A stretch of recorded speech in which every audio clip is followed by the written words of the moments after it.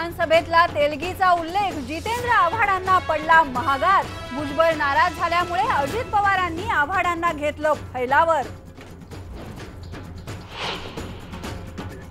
कोल्हापूरमध्ये अंबाबाईच्या मूर्तीवर रासायनिक प्रक्रिया होणार की नाही यावरून संभ्रम। हिंदू जनजागृती समितीच्या विरोधानंतर पुरातत्व विभागाचं आस्ते कदम।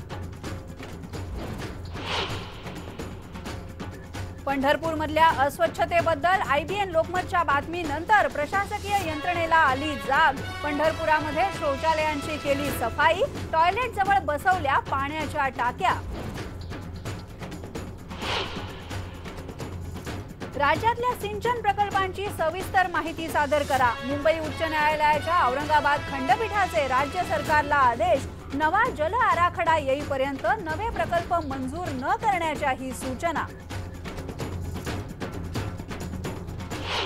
तिला जे उत्तर दिलं होतं वाक्य काय जातीयवाद करता येते, जातीयवाद करतात असं चालतं काय? ठीक आहे। विधानसभेमध्ये विनोद तावडे विरोधकांवर प्रचंड भडकले।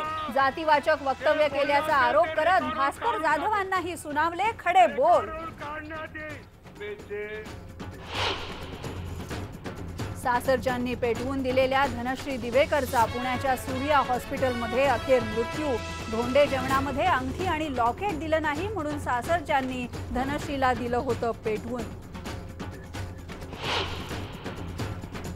FTII मधले कर्मचारी संजय चांदेकर यांना धमकावल्याचा विद्यार्थ्यांवर गुन्हा दाखल। चांदेकरांनी FTII विद्यार्थ्यांच्या आंदोलनावर केली होती टीका।